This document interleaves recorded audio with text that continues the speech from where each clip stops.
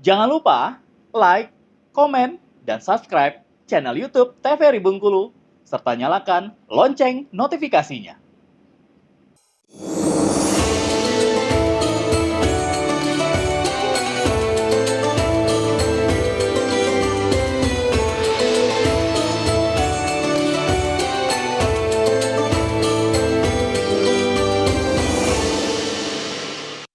Terima kasih pemirsa, masih setia di Mutiara Kolbu. Kita masih membahas mengenai keutamaan bulan Zulhijjah. Pak Ustadz Ikhwan, tadi kita masih ada satu pertanyaan Pak Ustadz ya, poin pertanyaan untuk ziarah kubur Pak Ustadz. Itu apa sebenarnya manfaatnya Pak Ustadz? Apakah itu juga bisa menambah pahala bagi almarhum dan almarhumah yang kita ziarahi, atau hanya berpahala bagi kita saja? Boleh dijawab Pak Ustadz.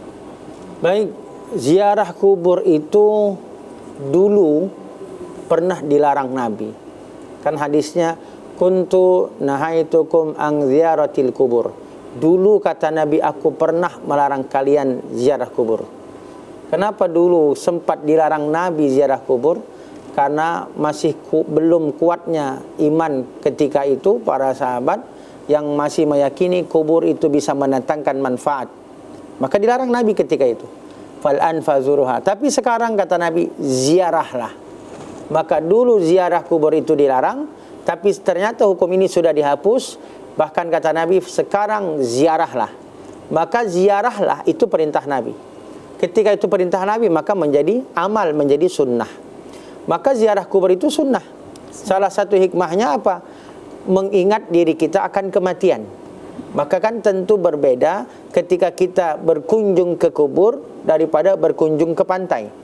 Walaupun sama-sama melihat ciptaan Allah, tapi akan terasa kita itu bertambah iman dengan berkunjung ke kubur, ziarah.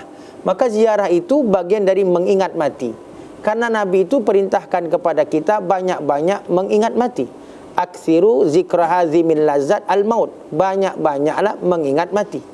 Kenapa Nabi pesankan kepada kita untuk banyak mengingat mati? Karena memang hikmahnya dengan banyak mengingat mati, kita tak akan berani berbuat dosa. Kita insya Allah bertambah amal kita karena ingat mati. Nah, yang jadi masalah, setan itu membuat kita lupa dengan mati. Sehingga kalau kita lupa mati, kita banyak berbuat dosa. Ibu-ibu berani ngomel sama suami karena lupa mati. Tapi kalau ingat mati, tentu tak ada ibu-ibu yang berani ngomel kepada suami. Maka ziarah kubur itu manfaat untuk siapa? Untuk kita. Untuk kita yang berziarah. Kenapa? Karena itu sunnah perintah Nabi. Ada nggak manfaatnya untuk yang dia ziarahi? Tentu ada. Dengan ziarah kita mendoakan. Allahumma gfir lahu, ya Allah ampuni dia. Apakah orang mati itu senang dengan kita ziarah? Bisa senang kalau kita mendoakan. Karena orang mati itu dua, Mbak. Yang diinginkan dari kita orang hidup itu cuma dua. Satu, doakan. Laulal ahya lahalakal amwat. Kalau tak ada orang hidup, celaka orang mati. Artinya orang hidup itu bisa nolong orang mati dengan doa. Maka orang mati itu menjadi terselamatkan, menjadi teringankan kalau ada siksa kubur dengan doa kita. Kemudian kedua, orang mati itu ingin dari kita orang hidup apa? Sebutkan kebaikan. Uzkuru mahasina mautikum. Sebutkan keburukan orang-orang mati itu. Sebut kebaikan. Masya Allah. Maaf. Sebutkan kebaikan orang mati itu. Maka jangan sebut keburukannya. Jadi orang mati itu berharap dari kita orang hidup, sebutkan kebaikannya. Kenapa kata Nabi, antum syuhada? Kita yang hidup ini ternyata saksi di dunia atas orang mati. Maka ketika kita bersaksi baik dia, maka diaminkan malaikat menjadi sebab diringankan siksa kuburnya. Maka itulah kenapa Pak Imam kalau habis sholat jenazah bertanya Pak Imam, apakah jenazah yang kita sholatkan ini baik? Baik kita. Dan itulah kesaksian kita. Kita bersaksi dia baik. Dan itu yang diharapkan orang mati kepada kita orang hidup.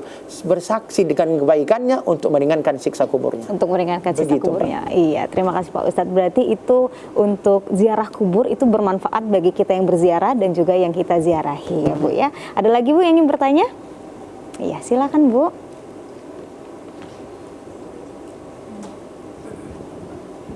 Assalamualaikum warahmatullahi wabarakatuh. Waalaikumsalam warahmatullahi wabarakatuh. Saya Aju dari Masjid Al-Talim Surabaya. Saya mewakili teman saya Pak Ustadz. Ingin bertanya, maaf kalau sedikit keluar dari tema kita. Ini teman saya ini niatnya mau akikah sama kurban untuk anaknya. Dan tiba-tiba di saat mau akikah dan kurban itu hewannya hilang. Nah, apakah akikah sama kurbannya itu sudah sah? Apa belum? Dan apa dalil sama hadisnya Pak Ustadz? Itu aja. Ya, baik. Terima kasih Bu. Ya Pak, tentang akikah dan kurban, tapi hewannya hilang Pak Ustadz. Apakah sudah sah karena niatnya sudah untuk berakikah dan berkurban, ataukah belum? Seperti itu. Baik. Silahkan dijawab. Itu pertanyaan ibu temannya ya? Pertanyaannya siapa nama temannya? Oh. Itu apa ditanya nama temannya ya? Baik ibu, mau akikah, mau kurban, ternyata kambingnya hilang. Apakah sudah dihitung dia akikah, apa dah sah kurbannya? Ya tentu belum. Karena syariatnya kan menyembelih. Kullu ghulamin rahinatun bi aqiqatihi, kata Nabi. Setiap anak terlahir dalam kondisi tergadai. Siapapun anak kita lahir dalam kondisi tergadai, maka tugas orang tua, tugas kita tebus gadaian itu. Nabi ajarkan caranya. Satu, tuzbahu yauma sabihi, tuzbahu anhu yauma sabihi. Potong hewannya, ini yang kita sebut akikah, di hari ke-7. Hari ke-7. Bagaimana hari ke-7 belum ada uang? Tambah 7 lagi.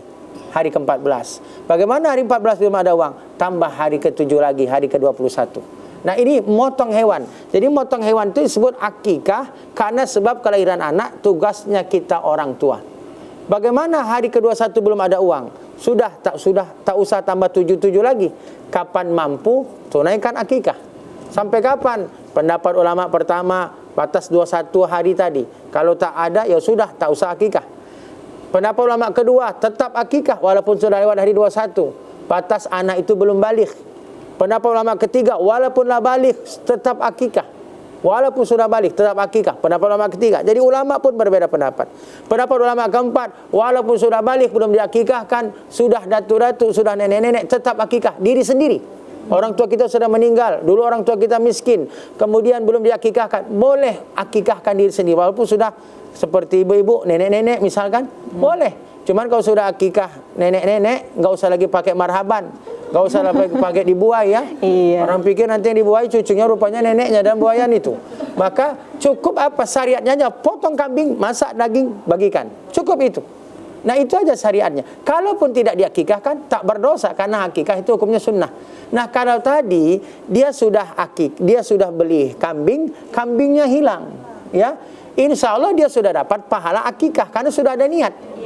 Kan dalam hadis itu kan man hamma bi hasanatin falam ya'malha kutibat lahu hasanah. Siapa yang berniat dalam kebaikan belum sempat dikerjakan, dia tetap ditulis dapat pahala dari niatnya itu. Dia tadi sudah niat, buktinya sudah beli kambing. Kemudian kambingnya kabur, ya. Hendaknya kemarin ditulis alamat lengkap, kasihkanlah kambing itu kan. Dia kembali. Maka dia sudah dapat pahala akikah tetapi belum sah akikah. Gitu ibu. Dia sudah dapat pahala akikah, tapi syariat akikahnya belum dia tunaikan.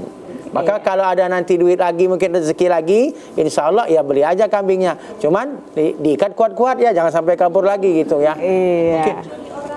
Hah? Oh dimaling orang. Oh lain berarti case-nya lain. Oh kami pikir tadi kambingnya kabur. Iya. Ya, innalillahi wa inna ilaihi raji'un. Tapi dia sudah dapat pahala itu. Iya. Kalaupun nanti tak ada uang untuk beli lagi, sudah. Karena akikah pun tidak wajib. Berdosa ke orang tua tidak, kan sunnah. Tugas orang tua kalau mampu, kalau tak mampu ya sudah. Kecuali mungkin nanti masih ada rezeki diberi oleh Allah, ya silakan beli lagi, potong lagi. Tapi kalaupun tidak, sudah insya Allah sudah dapat pahala akikah, tapi syariat akikah belum. Iya. Tapi pahalanya dia sudah dapat. Tapi syariat belum. Syariatnya belum. Berarti sudah dicatat niatnya untuk mengakikah ya. Betul, Pak Ustadz ya, walaupun belum dijalankan secara syariatnya. Baik Bu, jelas Bu ya. Mungkin akan kita lanjut lagi setelah jeda iklan Pak Ustadz. Pemirsa TVRI Bengkulu, Mutiara Kolbu akan kembali lagi dengan tema yang sama tentunya setelah jeda iklan berikut ini. Tetaplah bersama kami.